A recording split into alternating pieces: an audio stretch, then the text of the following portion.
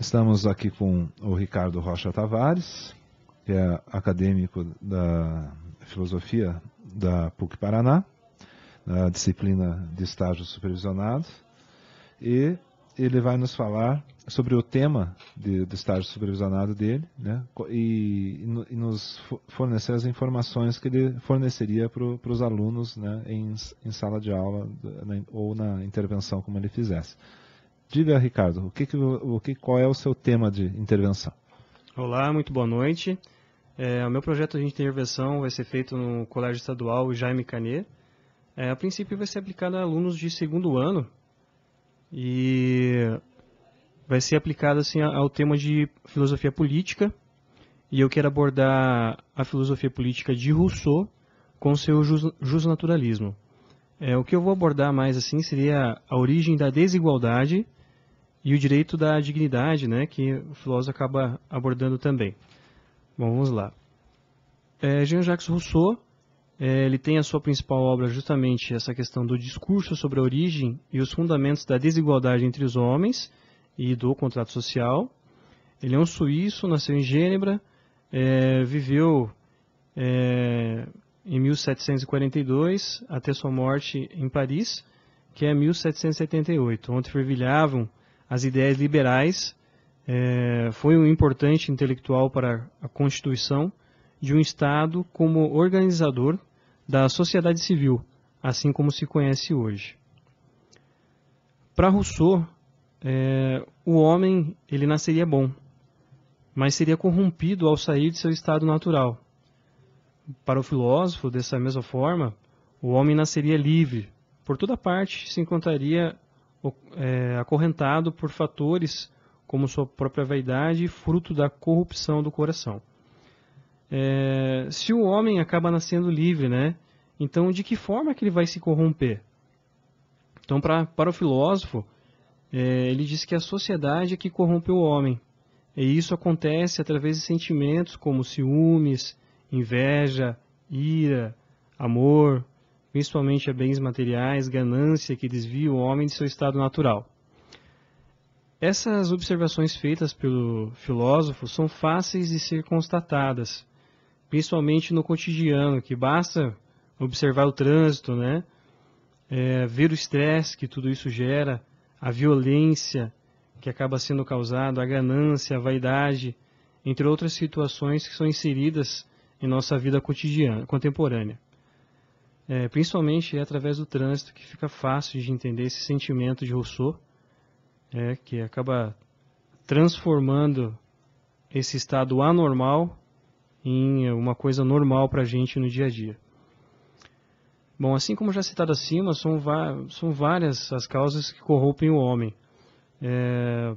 Trazer um pouquinho mais para a parte terrena, também o filósofo aborda também uma questão de escravidão do indivíduo, que se torna refém do próprio desejo e necessidade, o que em certo sentido se refere a uma preocupação constante com o mundo das aparências, do orgulho, da busca por reconhecimento e status. E é fácil, principalmente para alunos hoje, e nós mesmos que estamos inseridos na sociedade, a gente é escravo aí de roupas de marca. Há vários momentos nós vemos na mídia vários carros sendo lançados, e a todo momento a gente cada vez mais lançado a uma nova moda, sempre a comprar coisas novas, principalmente até na questão de revistas, na mídia, música, rádio. Bom, tudo isso acontece para que a sociedade nos aceite. Se a gente não for atrás do novo, não for atrás do que a mídia nos impõe, a gente acaba sendo visto de outra forma. A gente passa a ser mal visto e julgado por essa sociedade. Retornando um pouco para o filósofo, então como se desenvolveria esse homem bom? Como que seria esse homem para Rousseau? Então, para ele, os homens em estado de natureza, e não tendo entre si nenhuma espécie de relação moral, nem deveres conhecidos, não poderiam ser bons nem maus, nem tinham vícios nem virtudes. E como isso, né? Em seu naturalismo, Rousseau idealiza o homem vivendo sadio, bom, feliz, enquanto cuida da sua própria sobrevivência. Isso seria como os homens da caverna, os Neandertais, ou os próprios índios, como um exemplo mais próximo. Em sua conclusão, até esse ponto, né, segundo o próprio filósofo, pelo fato de que o homem vivendo em natureza, seus atos seriam puros. Em natureza, os homens não matariam para proteger sua propriedade ou para roubar. Sua ação seria voltada para a sobrevivência. Em seu estado de natureza, o homem não derrubaria árvores para construir estradas, cidades ou pasto para o gado. Derrubaria árvores voltado para a sobrevivência, construir sua casa, lenha para fazer seu fogo, né? Seu homem também, em estado de natureza, não caçaria por esporte, por mero prazer. Em seu estado de natureza, a caça seria justamente para sua sobrevivência. Bom, nessa obra também, o autor traz a origem da desigualdade, principalmente com essa questão entre os homens, e o pontapé inicial seria a criação da propriedade. Segundo Rousseau, no momento que um pedaço de terra foi cercado, é nesse momento que surge a desigualdade entre os homens, a diferença entre rico e pobre, o poderoso e o fraco, o senhor e o escravo, e a predominância da lei do mais forte. E mesmo assim, dessa forma, Rousseau ainda acreditava que seria possível pensar numa sociedade ideal. Já que não seria mais possível voltar ao estado de natureza, uma sociedade ideal poderia ser construída. Então, de que forma que ele faz isso? Através do contrato social. O filósofo encontra, através do contrato social, visar formar um poder político comum a todos os membros da sociedade, que passam assim a formar a vontade geral. Em lugar de destruir a igualdade natural, o pacto fundamental substitui, ao contrário, toda a desigualdade física que entre os homens existia na natureza, por uma igualdade moral, né, que agora seria um conjunto de regras que determinaria o comportamento dos indivíduos em um grupo. E isso já que em seu estado natural, o homem age conforme seus instintos. E agora, em sociedade, o homem agindo com seus instintos seria considerado como errado, como uma pessoa perturbada e com problemas. Então logo surge a necessidade de imprimir uma moralidade no homem, que agora deixa de vigorar a lei da natureza para introduzir a lei civil. E no contrato social busca a inserção da sociedade na política. Essa participação traria uma maior igualdade entre os homens. Essa participação se inclui na geração de leis. Nesse caso, sua liberdade estaria vinculada a essa escolha. Então, para Rousseau, quando a gente obedece à lei, principalmente essa lei que nós criamos em comum acordo, isso seria liberdade, porque nós estaríamos seguindo uma lei que nós mesmos criaríamos. E eu deixo aqui, então, esse assunto já fomentado, para que a gente possa discutir um pouco, e é um tema bem bacana sobre o Rousseau, justamente por seu justnaturalismo. Obrigado. Henrique, o que você achou da apreciação dele? Você tem alguma questão para fazer? Não, achei muito bom. Acho que o Rousseau é um pensador essencial.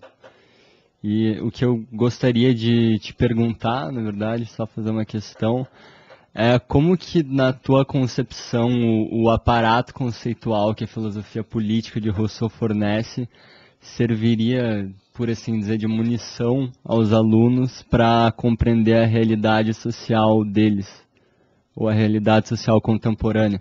Você acha que ele serve para compreender a realidade social contemporânea, ou serve mais enquanto um processo de ensino meramente história da filosofia?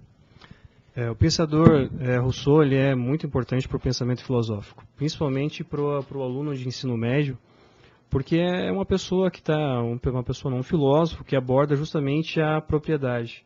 Essa questão aí de, principalmente eurocêntrica, de eu tenho, eu posso, eu tenho poder, né? Eu tenho uma propriedade e você deve respeitar. Justamente a gente vê isso até por causa da polícia, né? A polícia está para proteger a propriedade. E não, a gente não vê hoje em dia para defender o direito daquele que não tem nada. Então, com certeza, para o aluno é um pensamento, não é mera história, né? Não é uma filosofia de mera história, é realmente algo para refletir, para mostrar mesmo que a desigualdade existe. E um filósofo que viveu entre 1700 já pensava sobre isso, e para a gente é muito atual. Então, para Rousseau, é muito contemporâneo assim, essa questão, principalmente a gente vive, como até citei ali, numa modinha que a gente sempre tem que ter um carro novo, né? Sempre tem que ter uma marca para poder estar inserido na sociedade. E principalmente na questão política, porque para Rousseau, a gente é livre quando a gente faz a lei e dela se faz cumprir. Só que hoje a lei é feita, mas a gente não participa dela. Então a gente acaba reclamando, mas a gente não participa da política. Então, para Rousseau e para um aluno de ensino médio, isso é fundamental. Obrigado. Glauza? A contribuição, então, seria ela não seria do Rousseau, não seria ontológica, mas sim mais política, realmente, então. Com certeza. Eu acredito que seria realmente política. Principalmente no contrato social, ele realmente enxerga que não tem mais como voltar, então ele quer prescrever uma nova sociedade, uma nova forma de se viver. Realmente seria político. Obrigado. Marcelo? Ricardo, você colocou na tua exposição para nós que realmente a origem da desigualdade para Rousseau, ela começaria ou iniciaria a partir do homem tomasse algo como privado como teu. E hoje a gente percebe que isso é muito dissolvido e a gente entende talvez esse direito de propriedade privada, mas a gente sabe que ele tem um limite.